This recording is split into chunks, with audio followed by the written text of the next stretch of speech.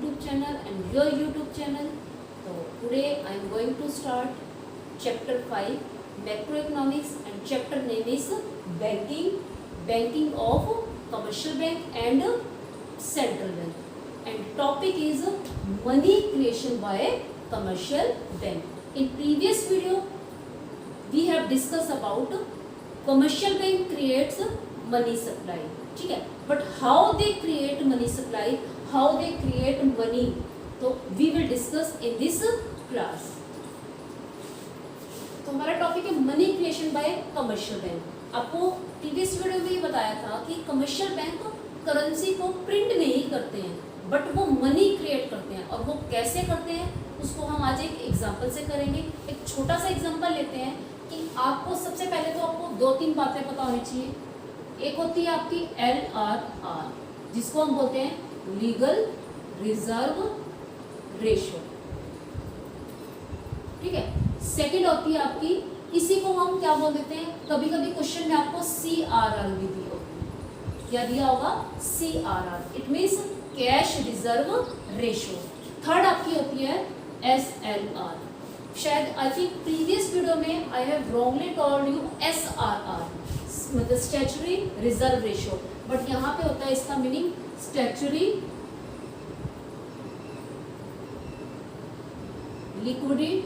Liquidity ratio, ठीक है। आपको क्वेश्चन में LRR या CRR में से कोई एक रेट गिवन होगी, उसके बेस पे आपको क्वेश्चन में बताना होगा कि बैंक जो है कमर्शियल बैंक कितनी मनी क्रिएट करते हैं।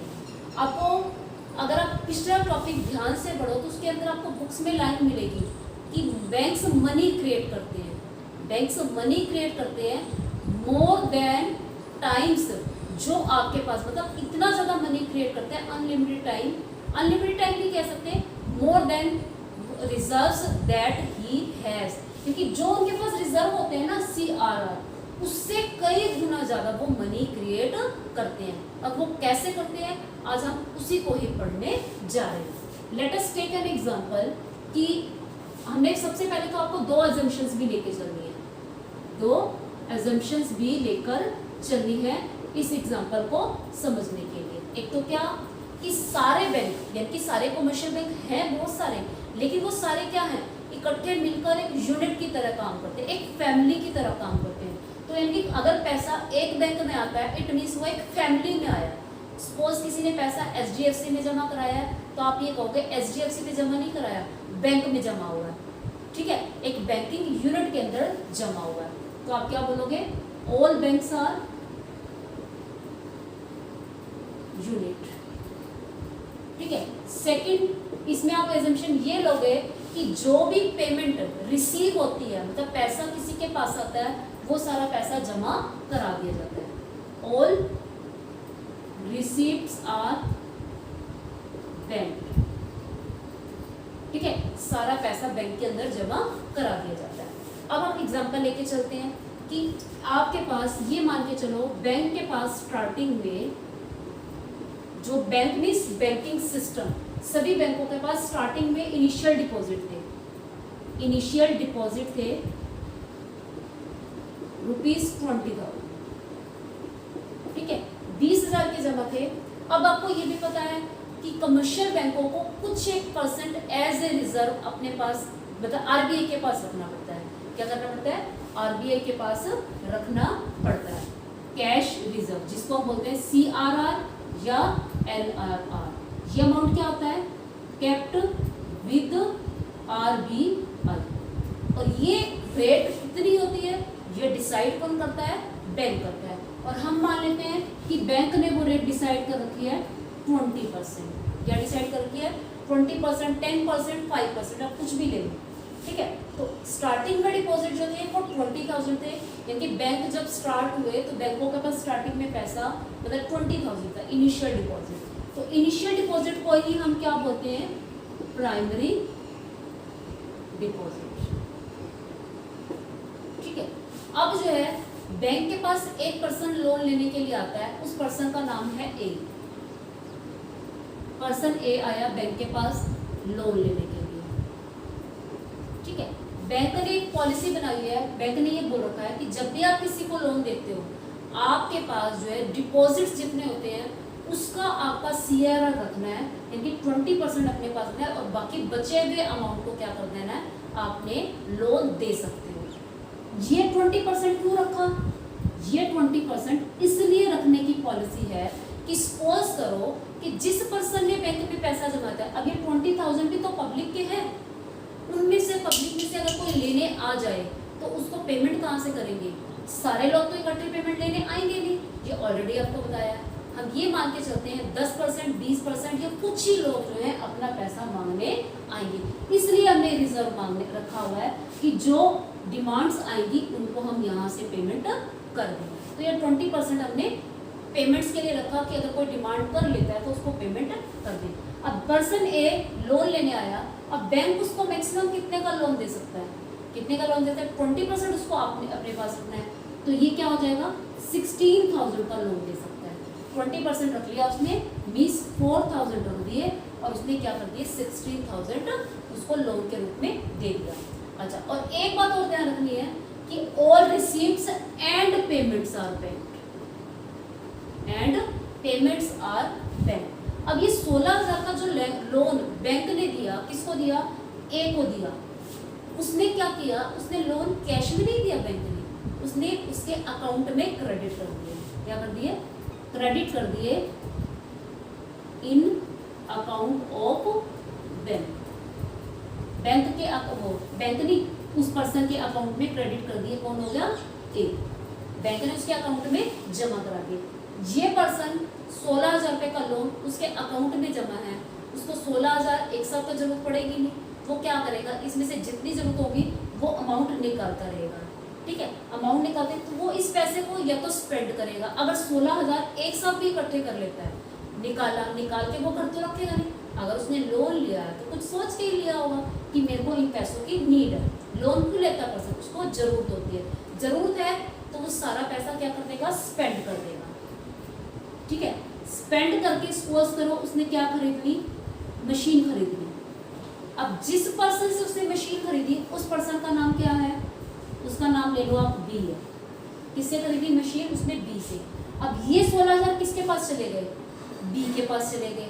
अब हमने ये कहा था कि बी जो है, यहाँ पे हमने लिखा था ऑल रिसीव्स आर बैंक और पेमेंट्स आर बैंक। पेमेंट थी, बैंक ने जो पेमेंट करी लोन के रूप में वो ए के अकाउंट में डाल दी। ए ने किसको दे दिए वो पैसे? बी ने। बी को जो पैसा मिला उसने क्या कर दिया? बैंक के अंदर जमा करा दिया। कहने का मतलब था कि जो पैसा चाहे उसने किसी भी बैंक में जमा करा, हमने तो क्या मान रहा है? पूरा बैंकिंग सिस्टम एक ही है। तो ये 16,000 वापस कहाँ आ गए? बैंक के अंदर आ गए। बैंक के पास से कुछ नहीं गया, नहीं गया ना, तो बैंक के पास से कुछ नहीं, वो 16,000 वापस बैंक के पास आ गए। अब ये 16,000 जब बैंक के पास हो गए, अब ये फिर बैंक के पास जमा हुए, तो ये भी बैंक के क्या हुए? बैंक के क्या हो गए? डिपॉजिट्स हो गए। क्या हो गए? डिपॉजिट्स हो गए 16,000। अब फिर वही बैंक पॉलिसी फॉलो करेगा, 20% अपने पास क्या रखेगा? कैश रिजर्व रखेगा। ठीक है, कैश रिजर्व कितना बनेगा? 30,200। और लोन कितना दे देगा? लोन दे देगा वो 16 में से 3 माइनस किया गया 13, 12,800। ठीक है, ये लोन उसने किस पर्सन को दे दिया? पर्सन सी को दे दिया। किसको दे दिया? पर्सन सी को। अब ये पर्सन सी मार्केट गया, मार्केट में उसने डी को क्या कर दिए? ये उससे कुछ खरीद लिया और ये डी के पास पैसे चले गए 12,800। डी ने जो पैसा आया था उसने क्या करा? बैंक में जमा करा दिया। डी ने क्या कर दिया? बैंक में जमा, यानी कि बैंक के पास से अभी भी कुछ नहीं गया, नहीं गया। कहने का मतलब क्या है कि ये प्रोसेस चलता रहता है। बैंक इस तरीके से, देखो उसके पास बैंक के पास पैसे कितने थे? सिर्फ 20,000, लेकिन उसने लोन कितना दे दिया? 16,000 ये भी दे दिया, 12,800 भी दे दिया। आगे भी वो ऐसे ही देता रहता है। और वो कितना देता है, ये लोन कितना शो होता है, वो आपको अभी मैं बता देती हूँ। तो ये जो प्रोसेस है ये चलता कैसे है? और बैंकों के अंदर ऐसा ही होता है, क्योंकि बैंक के अंदर आपने नोटिस किया हो कि लोग पैसे जमा कराते रहते हैं। जो पैसे जमा होते रहते हैं, अगर लोग निकालते, मतलब नए पर्सन आते हैं, पैसा जमा कराते हैं, लोग निकालते हैं, फिर दूसरे जमा कराते हैं। यानी मनी जो है कुछ ही अमाउंट निकलता है, बाकी मनी सर्कुलेशन में जो है सिर्फ मूव करती रहती है, कागजों में मूव करती रहती है, चेक्स की फॉर्म में, चेक्स की फॉर्म में क्या करती रहती है, मूव करती रहती है। इस तरह से कमर्शियल बैंक क्या करते हैं, मनी को क्रिएट करते हैं। अब आपकी बात आती है कि कितना बार ये मनी जो है, यानी बैंक ने 20,000 के अगर उसके पास रिजर्व थे तो वो कितने पैसे क्या कर सकते हैं, मतलब कितने पैसों का आगे लोन दे सकते हैं, कि कितनी मनी क्रिएट कर सकती है। जितने भी जो इनिशियल डिपॉजिट है, आपको पता है जब बैंक में पैसा आएगा वो सारा का सारा ही बैंक के पास पड़ा है। जब उसने ये 20% दिया लोन, ये भी उसके पास पड़े हैं, ये भी किसके पास पड़े हैं, बैंक के पास। बस फर्क कितना है, ये सेंट्रल बैंक के पास पड़े हैं और ये किसके पास पड़े हैं, कमर्शियल बैंक। पड़ा तो बैंकों के पास है पैसा, बैंकों के पास है, क्योंकि बैंक के पास 20,000 में से कुछ भी नहीं गया, सिर्फ पेपर में लिखा गया कि उसके अकाउंट में लोन के 16,000 ट्रांसफर हो गए, पैसा तो बैंक के पास ही पड़ा है। तो ये जो डिपॉजिट है ये बैंक के लिए क्या है, लायबिलिटी है, ये बैंक के लिए क्या है, लायबिलिटी। और यही पैसा जब बिजनेस, मतलब बिजनेस, बैंक के एक बिजनेस ही है, वो बिजनेस के अंदर यानी कि बैंक के अंदर आ गया, वो बिजनेस के लिए क्या है, एसेट भी है। तो हमेशा जो है इसका चलता रहेगा। अब बात आती है कि बैंक जो है कितने पैसे, मतलब कितनी मनी क्रिएट कर सकता है 20,000, ये डिपेंड करता है किसके ऊपर, LRR के ऊपर। इसको हम बोलते हैं जितनी मनी क्रिएट कर सकती है उसके लिए हम निकालते हैं मनी मल्टीप्लायर। क्या निकालते हैं, मनी मल्टीप्लायर। मनी मल्टीप्लायर को हम शो करते हैं K से, और उसका फॉर्मूला होता है 1/RR, LRR CRR जो भी क्वेश्चन में गिवन हो। अब 1 LRR आपकी कितनी है, 20%, राइट। तो 20% को आप सॉल्व करेंगे तो कितना आएगा, 100 ऊपर आ जाएगा, 5 टाइम्स, यानी कि 5 टाइम्स जो है जितने डिपॉजिट्स उसके पास, बैंक के पास इनिशियल हैं, उसका 5 टाइम्स वो क्या कर सकती है, क्रिएट कर सकती है मनी। तो मनी क्रिएटेड कितनी हो गई बैंक के द्वारा, money created 20,000 into 5 is equal to 1 lakh. Suppose करो यही रेट होती है आपकी 10%, कितनी होती, 10%, तो आप लिखते 1/10% मीन्स 10 टाइम्स। अब मनी क्रिएट कितनी होती, अब मनी क्रिएट हो जाती है आपकी 20,000 into 10 is equal to 2 lakh. अब देखो उसमें पैसे तो सिर्फ 20,000 थे, मनी क्रिएट कितनी कर दी लोन के फॉर्म में, वो कितनी होगी, 2 लाख। तो किया ना मनी सप्लाई कमर्शियल बैंक ने, ये होता है वे उसका मनी सप्लाई करने का। अच्छा एक चीज और ध्यान रखनी है, अब आप देखो यहाँ पे 20% था तो कितने टाइम्स क्रिएट हुई थी, 5 टाइम। यहाँ 10% है तो कितने टाइम क्रिएट हुआ है, 10 टाइम्स। कहने का मतलब है LRR जितना बढ़ता जाएगा मनी क्रिएशन उतना ही कम होता जाएगा, ठीक है। अब एग्जाम में आपका क्वेश्चन इसके ऊपर आता है तो आपको कैसे करना है, आप इसको एक टेबल की हेल्प से करेंगे। तो ये आपकी टेबल है, टेबल में आपके इनिशियल डिपॉजिट्स गिवन है, डिपॉजिट्स ये आपको खुद से ड्रॉ करनी है। डिपॉजिट्स इसके कॉलम रहेगा लोन एंड LRR, डिपॉजिट्स और यहाँ इनिशियल डिपॉजिट, इन दोनों में डिफरेंस क्या है इसका पता आपको बाद में बताएंगे। लोन और LRR आपको पता है कि जितने रिजर्व आपको कैश, मतलब कैश रिजर्व या LRR जो आपको रिजर्व बैंक के पास रखने हैं, ठीक है। तो 20,000 में आपकी स्टार्टिंग में जब डिपॉजिट आए वो सारा का सारा पैसा बैंक के पास डिपॉजिट हो जाएगा, बैंक के पास डिपॉजिट हो जाएगा, ठीक है। उस 20,000 में से स्टार्टिंग में, क्योंकि कोई भी पैसा बैंक के पास से बाहर नहीं जाएगा, जितना पैसा बैंक में आया वो सारा बैंक के पास डिपॉजिट के फॉर्म में, यानी कि ये क्या होगी, लायबिलिटी होगी। क्या होगी, ये लायबिलिटी होगी। और 20,000 जो बैंक के पास कैश आया, मिस कैश रिजर्व हो गया, वो सारा क्या है स्टार्टिंग में एसेट की तरह, एसेट साइड में शो हो जाएगा। फिर नेक्स्ट आता है फर्स्ट राउंड, राउंड 1। अब राउंड 1 में क्या हुआ, 20,000 में से उसने क्या किया बैंक ने, मतलब जो बैंकिंग यूनिट 20% अपने पास रख लिए, बाकी क्या कर दिया, लोन दे दिया। राउंड 1 में डिपॉजिट से 20,000, उसमें से लोन कितना दिया, 20% रखकर, 20% रखा 4,000, तो लोन कितने का दे दिया, 16,000। जिस पर्सन ने लोन लिया था उस पर्सन ने उस मनी को स्पेंड किया, और जिसको स्पेंड किया किसी दूसरे के पास वो मतलब उसके पास रिसीविंग होगी, उसने वो रिसीविंग क्या कर दी, किसी बैंक में जमा करा दी। तो हो गया ये आपका राउंड 2। तो राउंड 2 में क्या हुआ, 16,000 फिर से बैंक में आए, उस 16,000 में से फिर बैंक ने क्या किया, 20% अपने पास रखा और बाकी क्या कर दिया, लोन दे दिया।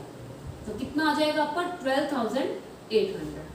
फिर राउंड 3 में क्या हुआ कि जो पैसा इस सेकंड पर्सन ने लोन के रूप में लिया था वो उसने स्पेंड किया, और जिस थर्ड पर्सन के पास ये ABC जो भी है उस पर्सन ने उस बैंक में मतलब किसी बैंक में फिर से वो पैसा जमा करा दिया। बैंक ने फिर उसका 20% अपने पास रखा, तो वो आपका आ जाएगा 2560, और उसको क्या किया, बैंक में बाकी मतलब 22,560 अपने पास रखा, बाकी लोन के फॉर्म में दे दिया। तो लोन कितना हुआ आपका यहाँ पे, 12 में से माइनस करेंगे 10, 9,000, ये आपका आएगा 240। ठीक है, इस तरह से ये प्रोसेस चलता रहेगा, और ये प्रोसेस कब एंड होगा, एंड सो ऑन, ये चलता रहेगा राउंड 4, राउंड 5। लेकिन ये जो प्रोसेस फिनिश होगा इसका पता आपको पैसे लगेगा। एक तो पहली बात, ये प्रोसेस तब तक चलेगा जब तक आपके एक्सेस रिजर्व क्या नहीं हो जाते, एग्जॉस्ट नहीं हो जाते। एग्जॉस्ट मतलब फिनिश नहीं हो जाते। अब बात आती है एक्सेस रिजर्व क्या है, एक्सेस रिजर्व। ठीक है, एक्सेस रिजर्व आपके पास डिपॉजिट्स हैं 20,000 की, 4,000 आपके पास क्या है, 4,000 आपको एज ए कैश रिजर्व रखना है। तो 16,000 क्या थे आपके एक्सेस रिजर्व थे, 16,000 क्या थे, 16 वहां पे आपके एक्सेस रिजर्व। फिर सेकंड राउंड में एक्सेस रिजर्व कितने हुए, 12,800। थर्ड राउंड में कितने हुए, 9250। धीरे धीरे ये क्या हो रहे हैं, कम हो रहे हैं। जब ये यहाँ पे बिल्कुल क्लियर हो जाएंगे, मिस एक्सेस रिजर्व आपके 0 हो जाएंगे, तब आपका ये प्रोसेस खत्म हो जाएगा। अब क्या एग्जाम में क्वेश्चन आएगा, आप इसको सॉल्व करते रहोगे, नहीं करोगे, आप एंड सो ऑन कर दोगे। और इस प्रोसेस को खत्म करने का एक फॉर्मूला होता है, उस फॉर्मूले को हम बोलते हैं मनी मल्टीप्लायर। मनी मल्टीप्लायर, इसको हम शो करते हैं के से, और इसको निकालने का फॉर्म क्या होता है, के को निकालने का फॉर्मूला होता है 1/LRR। आपकी बुक्स में हो सकता है 1/RR दे रखा हो। ठीक है, आर आपने कितनी ली, 20%। 20% का मतलब क्या हुआ, ये होगा, इट मींस ये आपकी क्या आ जाएगी, 5 टाइम्स। इसका मतलब ये हुआ कि बैंक के पास जो इनिशियल डिपॉजिट्स हैं कितने हैं, 20,000, उसका 5 टाइम्स जब हो जाएगा, जब टोटल डिपॉजिट जो है 5 टाइम्स के बराबर हो जाएंगे। टोटल डिपॉजिट कितने के बराबर हो जाएंगे, अब टोटल डिपॉजिट कैसे निकलेगा, के मल्टीप्लाई इनिशियल डिपॉजिट।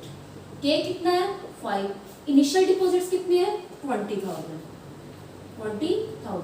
तो यानी कि जब आपके पास टोटल डिपॉजिट्स 1 लाख हो जाएंगे, तब आपके क्या होंगे, एग्जॉस्ट मतलब एक्सेस रिजर्व है वो फिनिश हो जाएंगे, क्योंकि आपके टोटल डिपॉजिट 1 लाख हो गए।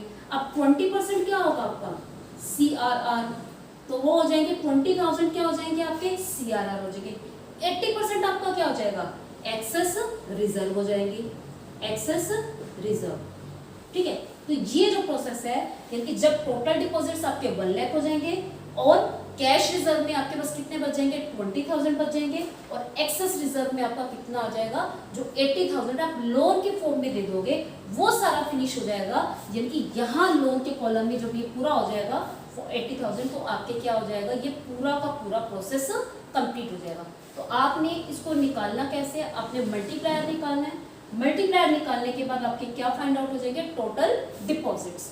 तो ये प्रोसेस ये चलती रहेगी। इट मींस कब तक चलेगी, यहाँ पे 1 लाख होना चाहिए, यहाँ कितना होना चाहिए, 80,000, और यहाँ कितना होना चाहिए, 20,000। और एक बात और देखना है कि ये कैश रिजर्व और ये स्टार्टिंग में रिजर्व, ये आपके क्या रहेंगे, सेम हो जाएंगे यहाँ पे, तब ये आपका प्रोसेस फिनिश हो जाएगा। अब जब आप बुक्स पढ़ोगे, बुक्स में आपका दिया होगा राउंड 1।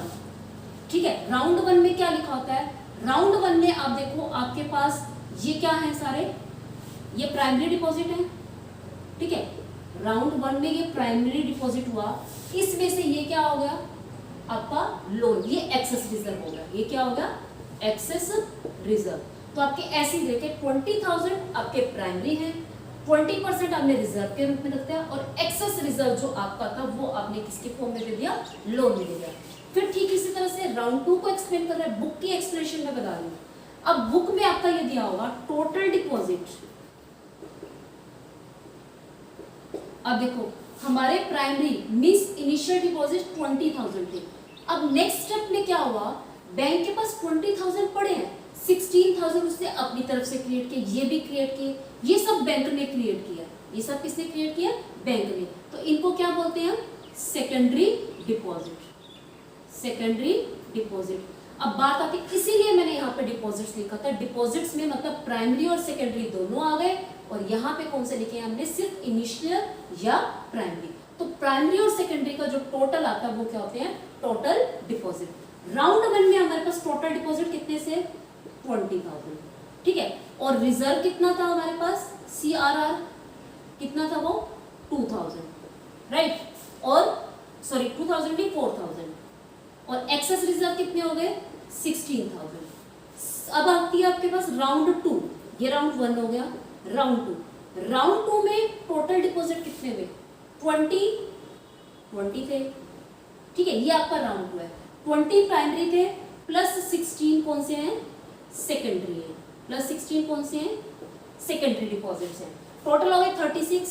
टोटल कितने हो गए? 36,000। अब 36,000 में से 7,200 किसके रखे?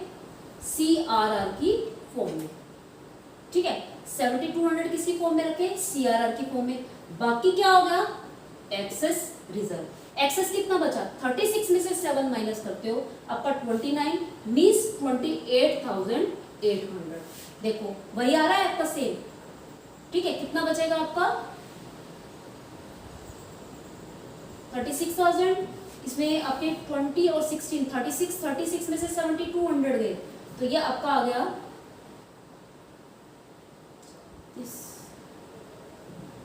28,800, ठीक है। तो और ये देखो यहाँ पे भी आपका इन दोनों का टोटल करते हो कितना आ रहा है?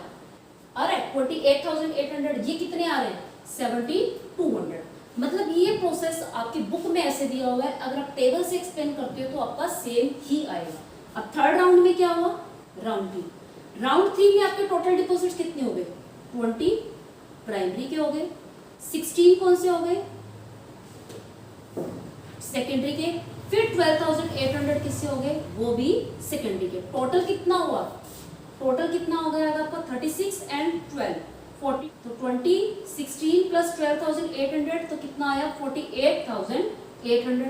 40,800 का 20% फाइंड आउट करेंगे तो आपका आ जाएगा 0,69760। अब आप देखो, अब चेक करो 3 राउंड को मिला के आपका 1 2 3 इन तीनों को मिलाकर कितना बना है? 16 28 एंड 9 38,040। और ये भी कितना आ रहा है? एक्सेस रिजर्व माइनस करोगे वो भी आपका इतना आएगा। कहने का मतलब क्या है? अगर आप इसी चीज को टेबल से करते हो तो भी आपका फाइंड आउट हो जाएगा, और जो बुक के मेथड से राउंड 1 निकालना है या राउंड 2 निकालना है, राउंड 1 में आप ये ले लोगे, राउंड 2 में आप इन दोनों को प्लस कर लोगे और इन दोनों को प्लस करोगे। आप इसको दिखा दोगे प्राइमरी और सेकेंडरी इतने थे, एक्सेस इतने हैं और आपके कैश रिजर्व इतने हैं। और फिर राउंड 3 में इन तीनों को प्लस किया और एक्सेस रिजर्व आपके इतने बचे और कैश रिजर्व आपके इतने बचे। तो ये प्रोसेस आपकी बुक के अकॉर्डिंग है, और ये जो हमने आपको अपनी हेल्प से, अपनी टेबल की हेल्प से कराई है, ये वो है। तो आप जैसे भी करना चाहें कर सकते हैं। आप टेबल ड्रॉ करो, टेबल ड्रॉ करके आप वहीं से अपनी लैंग्वेज में, बुक में से एक्सप्लेन ना करके अपनी लैंग्वेज में एक्सप्लेन कर सकते हो। तो अब ये हुए, अब आपको पता लगा कि जो स्टार्टिंग में डिपॉजिट्स थे वो आपके प्राइमरी थे, उसके बाद जो डिपॉजिट बैंक क्रिएट कर रहा है, बैंक क्रिएट कर रहा है वे ऑफ लोन के रूप में, वो सारे क्या हैं? Secondary deposit. और ये प्रोसेस जो है तब तक चलता रहेगा जब आपके एग्जॉस्टेड रिजर्व क्या हो जाते हैं? 0 हो जाएंगे। अब एग्जॉस्टेड रिजर्व यहाँ पे फिनिश हो जाएंगे, और ये कितने स्टेप्स के बाद होगा? जब आपका टोटल डिपॉजिट्स 1 लाख हो जाएंगे। तो ये हुआ आपका मनी क्रिएशन का टॉपिक, मनी मल्टीप्लायर। अब बैलेंस शीट कैसे बनाते हैं हम? Combined balance sheet. जब कंपनी जब बैंक जो है क्या करती है, मनी क्रिएट करती है। तो उस मनी क्रिएट करने के लिए आपको पता है स्टार्टिंग में डिपॉजिट्स कितने थे, बैंक के पास जो आए थे वो आए थे आपके 20,000। तो डिपॉजिट जो है बैंक के पास पब्लिक का है, तो पब्लिक को वो पैसा वापस करना पड़ेगा, तो वो क्या हो गया, डिपॉजिट्स स्टार्टिंग में कंपनी वो बैंक के लिए लायबिलिटी 20,000। इन्हीं 20,000 को ये बैंक के पास 20,000 पड़े हैं, तो वो क्या हो गया, कैश बैंक के अंदर आ गया, उसको हमने बोला कैश रिजर्व 20,000। राउंड वन, जब राउंड वन स्टार्ट हुआ, राउंड वन में क्या हुआ कि किसी पर्सन ने लोन लिया, ठीक है, लोन जब बैंक ने दिया वो लोन क्या हो गया, बैंक के लिए एसेट हो गई। अब लोन कितना दिया था फर्स्ट राउंड में बैंक ने, 16,000 का, क्योंकि उसके पास 16,000 के एक्स्ट्रा रिजर्व थे, तो 16,000 को उसने लोन दे दिया। यही 16,000 घूम फिर के जिस पर्सन को इनकम हुई, मतलब इस पर्सन ने जिसने लोन लिया था उसने खर्चा किया, उसने जो अपनी रिसीट्स थी 16,000 के रूप में जो भी पेमेंट आई वो सारी बैंक के अंदर जमा करा दी। तो बैंक के पास क्या हो गए, ये तो थे न्यू डिपॉजिट, यानी कि जो स्टार्टिंग में थे, ये हो गए ओल्ड डिपॉजिट, डिपॉजिट्स ओल्ड, जिसको आप क्या बोलते हो, सेकेंडरी डिपॉजिट। तो वो 16,000 बैंक के लिए क्या हो गई, लायबिलिटी हो गई। ठीक इसी तरह से थर्ड राउंड आया, सेकेंड राउंड आया, सेकेंड राउंड में क्या हुआ, 16,000 जो बैंक के पास डिपॉजिट आए थे, बैंक ने 20% रख के बाकी क्या दे दिया, लोन दे दिया, यानी कि कितना दे दिया, 3,200। अब बैंक ने लोन दे दिया, वो लोन वाले के लिए एसेट है, लेकिन जिस बंदे ने लोन का अमाउंट खर्च करके जिसको इनकम कराई, उस बंदे ने उस इनकम को बैंक में फिर से डिपॉजिट करा दिया, ठीक है। तो फिर बैंक के पास क्या हो गया, यहाँ पे आपका आएगा 3,200 नहीं आएगा, कितना लोन दिया था, 12,800 सेकेंड राउंड में। तो 12,800 बैंक के लिए क्या हो गई, डिपॉजिट भी हो गए और लोन भी हो गई। लोन एसेट है और डिपॉजिट क्या है, लायबिलिटी है।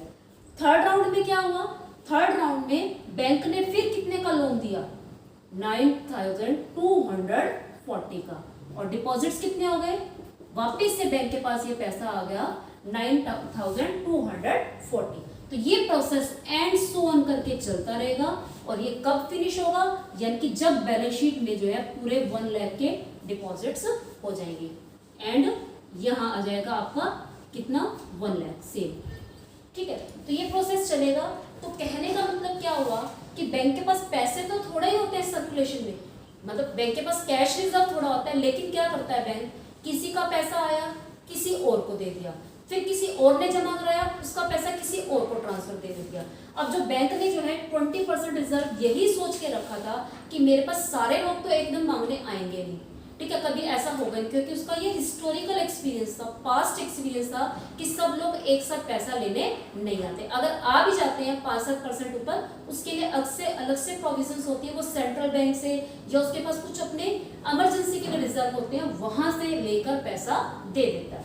तो ये था आपकी कंबाइंड बैलेंस शीट और प्रोसेस ऑफ मनी क्रिएशन। तो अब उसके बाद आता है मनी क्रिएशन के बाद एक टॉपिक आता है आपका स्प्रेड का, एक छोटा सा टॉपिक है। स्प्रेड क्या है, आपको पता है कमर्शियल बैंक के 2 फंक्शन है, एक है आपका डिपॉजिट्स को एक्सेप्ट करना, दूसरा है लोन को देना, advancing loan and accepting deposit. Deposit जब हम बैंक के पास जमा कराते हैं, आपको पता है बैंक उसके ऊपर रेट ऑफ इंटरेस्ट क्या देता है, कम देता है, लेस देता है, किसके कंपैरिजन में, लोन अगर हम लेते हैं तो उसके कंपैरिजन में लोन के ऊपर रेट ऑफ इंटरेस्ट क्या होती है, ज्यादा होती है एज कंपेयर टू डिपॉजिट्स। तो जब जो है डिपॉजिट के ऊपर बैंक जो है इंटरेस्ट एलो कम करता है और लोन के ऊपर इंटरेस्ट जो है ज्यादा चार्ज करता है, इन दोनों के जो बीच का डिफरेंस होता है वो बैंक के लिए क्या होती है, इनकम होती है, मींस प्रॉफिट होता है। इस इनकम यानी कि रेट ऑफ डिफरेंस में जो चेंज होता है, मतलब रेट ऑफ इंटरेस्ट में जो डिफरेंस होता है, उसको ही हम क्या बोलते हैं, स्प्रेड। तो spread means the difference between rate of interest charge by the bank and allowed by the bank. तो ये होती है आपकी स्प्रेड। तो ये हुआ आज का आपका चैप्टर 5 का मनी क्रिएशन का टॉपिक। छोटा सा एक टॉपिक था, बट ये मोस्ट इंपॉर्टेंट टॉपिक है एग्जाम के पॉइंट ऑफ व्यू से। सीबीएसई में और एचडीएससी दोनों में ही ये 6 मार्क्स का क्वेश्चन जनरली आ जाता है, और ये क्वेश्चन आपका आगे जब आप सीनियर क्लासेस में भी जाओगे तो भी पूछा जाता है। और ये प्रैक्टिकली आपका जो है, अगर आप रूटीन में भी देखो कि बैंक के पास रिजर्व कम होते हैं और कैसे वो इतने लोगों को लोन दे देता है, उसका वही मेथड वही होता है कि वो किसका पैसा, मतलब मेरा पैसा किसी और को दे दिया, जब किसी और का आया तो वो मुझे दे देगा, और उस पर्सन ने मांगा तो उसको किसी और का दे। तो मनी थोड़ी होती है, बस वो क्या होती है, सर्कुलेट होती रहती है, और बैंक जो है एजेंट के रूप में काम करके मनी को घुमाता रहता है। तो ये तो हुआ हमारा, तो बैंकिंग का एक बिजनेस है ये, अर्न करने का प्रॉफिट को। तो ये आपके टॉपिक को आपको यही खत्म करते हैं, आज के लिए इतना सफिशिएंट है। फिर मिलते हैं न्यू वीडियो के साथ। जिसने पहले वाली मेरी वीडियोस नहीं देखी है तो प्लीज उन वीडियो को देखें, और जो इस चैनल को पहली बार देख रहा है प्लीज चैनल को सब्सक्राइब करें, लाइक, कमेंट एंड शेयर भी करें। Thanks and have a nice day.